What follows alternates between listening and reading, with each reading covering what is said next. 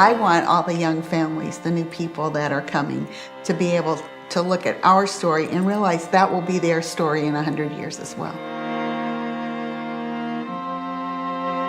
Elder Hirata, who is the elder at the Suginami Church, said, please tell this story to the missionaries and supporting churches in America to say thank you, for them to see the long-range effects of missionary work in Japan.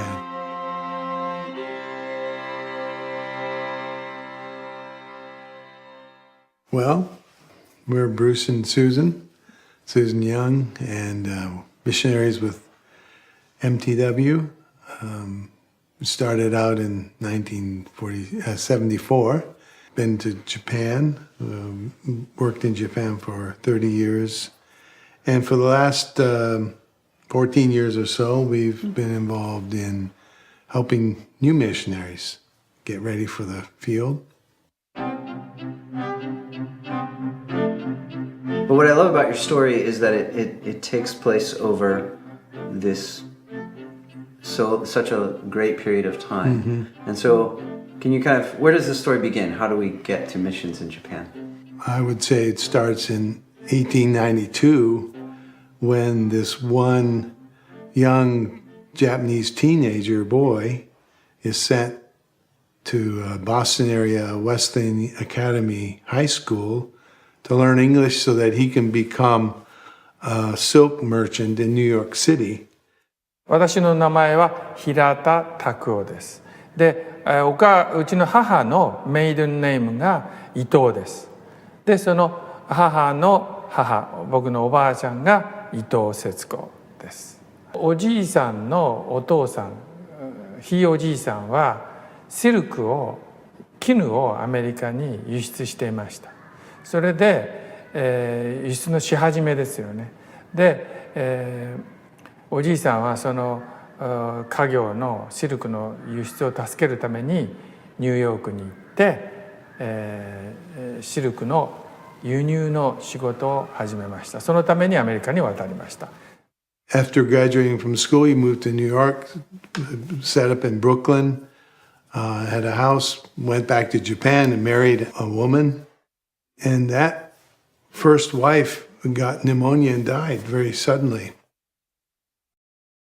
Back then, it was a custom of the family, if a girl died, the next girl in the family automatically was responsible to marry and take the place of the sister. それで日本に戻って、その妹である僕のおばあさんをまた、と結婚して、またニューヨークに連れて帰ったんです。だからおばあさんはお姉さんが死んでしまったために、おじいさんのお嫁さんになったわけです。おじいさんが42歳の時、おばあさんは17歳。We have pictures of New York City back then. It looks a little different. But she lived there, and they had 4 children. They drove around in like a Rolls-Royce car and attended country clubs and lived really a high life. その時まではもうゴールデンエイジだったんです、絹のね。で、今日本の輸出で自動車がねメインな輸出ですけど、戦争第二次大戦前は絹が日本の貿易の主たるものでした。In mid-30s, 1930s, they went back to Japan. Mr. Ito contracted tuberculosis, and so because of that, they returned to Yokkaichi, and he died. Their infant son also died, and the war broke out. When the war broke out, their oldest son was sent off to the war and dies right away, is killed. So Mrs. Ito is left with only 3 daughters. そして残されたのが、娘3人と息子1人で、娘3人は結婚して家を出てしまう。で、息子は第二次大戦でフィリピンで戦死してしまうんです。で、おばあさんは1人残ったわけです。She was left in a house that they had built, which was fairly Western for that time, filled with huge mahogany furniture and a tiger skin rug, which my kids love to play on. And she lived there with her 3 daughters, who eventually married and left. And so there she was, a widow in this big house, all alone. And then, until the terrorizing young children came to live. Yeah, we made a really lively house there. So Bruce's parents went to Manchuria as missionaries originally, and the war broke out, World War II, so they came home to the United States, where Bruce's dad pastored in Pennsylvania, and that's when Bruce was born. When he was 6 months old, they were able to return to China. They went to Nanking and lived there for almost a year, and then the communists came, and they had to flee for the sake of believers in China. In God's providence, there was a woman who sent them a $20 bill in an envelope, and that arrived and was worth a lot more than Chinese money. Sent by sea mail 6 weeks later, just in time. What a coincidence, Just in right? time. Yeah, right. And made it possible for them to be able to buy the tickets they needed. Half part of the family went by boat on the Yangtze River, and part of the family flew. They met in Shanghai and were able to get a military plane out of there. But there was some question about whether or not they would go to the States or go to Japan, because the situation in Japan, housing and whatnot, was an issue. The Foxwell family, who had arrived in Japan in February of 48, and then had moved down to the city of Yokkaichi, they had a truck and they had to bring their own 20-foot small trailer to live out of because there was just no housing available. They were the ones that were able to find a house for us just like a couple days before we had to make a decision, fly back to the United States or go to Japan. And it was through that contact that Mrs. Ito was asked, would you be willing to have this missionary family stay with you? おじいさんが亡くなって、そして、第二次世界大戦が始まって、息子がもう死んでしまうんですよ。で、うちの母親を含む3人の娘をもう結婚して、おばあちゃん1人に家にいたところに終戦になったわけです。で、終戦になって戦争が終わって、日本に、マッカーサーがね、ジェネラル・マッカーサーがミッショナリーをアメリカからたくさんよこせというんで、いろんなミッショナリーが来たんです。それはジョン・ヤングさんがおばあちゃんの家に来て宣教を開始したから、当然おばあちゃんはそのリビングルームを教会にしたわけですから、教会のお手伝いをして、そしてクリスチャンになりました。最初の8人です。So we moved in, and shortly after, the Lord had just prepared her heart, and she became a Christian. She was the first convert, baptized, and as we met in her home for the first a year or so, she just opened up her home, and we'd have a flood of Japanese kids come in. Back then, there was nothing, for entertaining TV, children. So if you told Bible stories and had these flashcards and stuff, they were excited to come. So we filled her house every Sunday morning with Sunday school, and then started worship services there. Mm-hmm. We have one slide of her burning, when she became a believer, taking her God box out and burning it in the street. And I mean, that's a strong testimony. She had I think they were tea bushes on the hill by her house that said, God is love. She made the bushes take the shape of that. And there wasn't a whole lot in Yokkaichi in those days. The Ichigo-sen, Highway 1, it was just a gravel road. And there were only 2 cars in Yokkaichi when they were there. And one belonged to the Foxwells, and one belonged to the Shiakusho, the city office.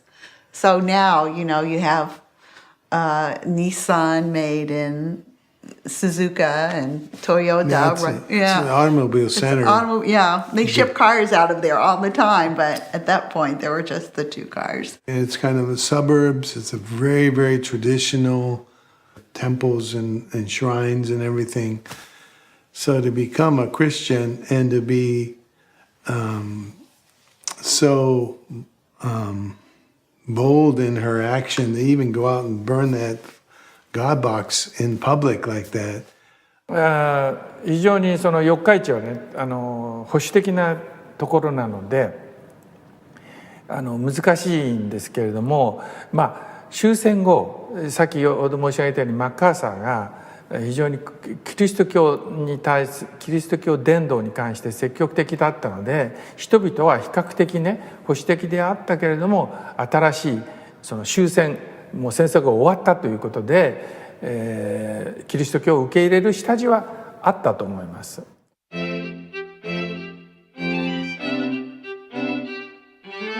So the church started in Mrs. Ito's house in Yokkaichi, but a year later, Bruce's dad and Mr. Foxwell were asked to come to Tokyo to start a seminary because there were men who wanted to train for the ministry. And so both families moved to Tokyo. The seminary was started. And seminary students would come down on a overnight sleeper train from Tokyo on the steam engines down to Nagoya and then to Yokkaichi and spend the weekend there, preach and teach, and then go back to Tokyo to the seminary. So that's how it continued for almost 10 years in that city. The first graduate, Mr. Obata, went to Yokkaichi, and he became like the pastor. Then when he moved on, Pastor Horikoshi moved to Yokkaichi. And all throughout Japan, if you ask if you know Horikoshi Sensei, they've all read one of his 10 or 12 books that he's written. So Horikoshi Sensei was the son of a Shinto priest. He was training to be a kamikaze pilot at the end of the war, and thank goodness the war ended before he did that. He flew as one, and became a Christian. yeah, one day he was a hero, and next day he was the bottom of the pile. So he thought, what is reality all about? And so he was befriended by a Christian in Tokyo, a pastor, and said, come live with me for a while, and stuck him in his library and started reading all the books, and that's how he became a Christian and ended up in Yokkaichi as the pastor. But he was in line of about 400 years of history of the Shinto shrine out in the Gunma prefecture. And so his story is amazing, but his dad became disillusioned with Shintoism as well. And before he passed away, he became a Christian member of the Yokkaichi Church, and they went back and took a bulldozer and bulldozed down the Shinto shrine of 400 years history, just leveled it. And it's the kind of guys he and his dad were. They were not half-hearted about anything. As a kamikaze pilot, you can't be half-hearted, I guess. So your family has moved to Tokyo, started seminary, and you end up coming back to the States for college, am I? Yeah, I went back and went to Covenant College and seminary. I took a year out of seminary and went back again just to confirm that call. And my year back in Japan, going to the Yokkaichi Church and serving under Pastor Horikoshi, I learned. Where did you live for that year? On top of the church. Thank you. Yeah, there's a little room up there that I lived in. Because I took a year out, I met Susan.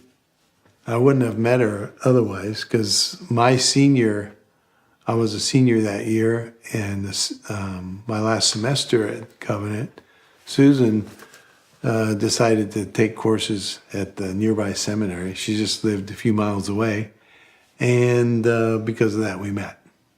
You ended up back in Yokkaichi? Is that at that point? I mean, Yeah, after we did language school in Tokyo, for 2 years. I did 1 year and a baby, and then we moved to Yokkaichi in September of 1978. The nearest missionaries to us at the beginning were over an hour away and in a totally different denomination and everything. So there was no one else to speak English with even. It was the hardest thing I've ever done, but it was really, really good. Yeah. Our mission started growing. We went out under a different organization, not Mission to the World, but World Presbyterian Mission. Well, there which was no the NTW. that was in the 70s and early 80s. And then in 82 we joined the PCA denomination and became a Mission to the World. And they were committed to team ministry, so we were asked to form a team and move to Nagoya City to do a church plant work there. And then meanwhile, a few years later, Dan Iverson and Tom Patton and that group started in Chiba, and they started their work there. So we officially became 2 church plants. And the seminary pretty much was indigenous work. It was staffed only by Japanese professors at that point. So our focus changed from seminary training plus church work to all church planting, until a few years later, the Nagoya one of the Nagoya teams started the Chubu Bible Institute, which is now the seminary in Nagoya. So we've kind of gone through phases that way, from being primarily a seminary to then primarily church planting, and now we're doing both. As we moved from there, the Newsoms took over the team leadership, and they started another church called the Nishin Church, which is growing and doing really well today. We then moved to Tokyo, and we're working in Tokyo for the last 10 years.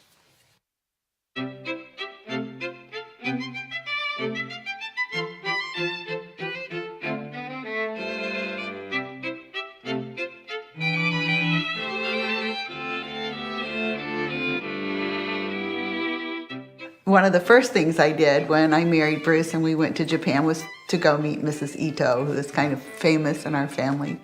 And one of the last things we did before we left was do marriage counseling for her great-granddaughter. It was really, really special. And I remember we were standing around at their wedding reception, and her 2 great aunts were there. And they looked at us and they said, "Because you're here, we're here."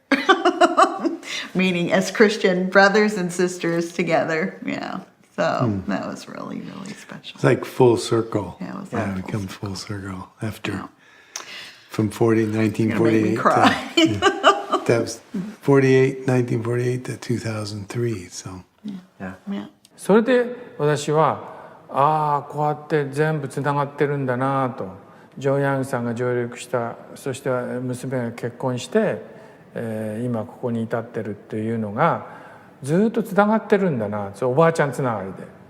宣教師さんにね、ぜひ言いたいことはね、宣教師さんがされたことを今、例えばジョン・ヤングさんがアメリカ、1948年に日本に来てまいた種がどのようにね育つかをね全然分からずに多分もう亡くなられてると思うんですよ。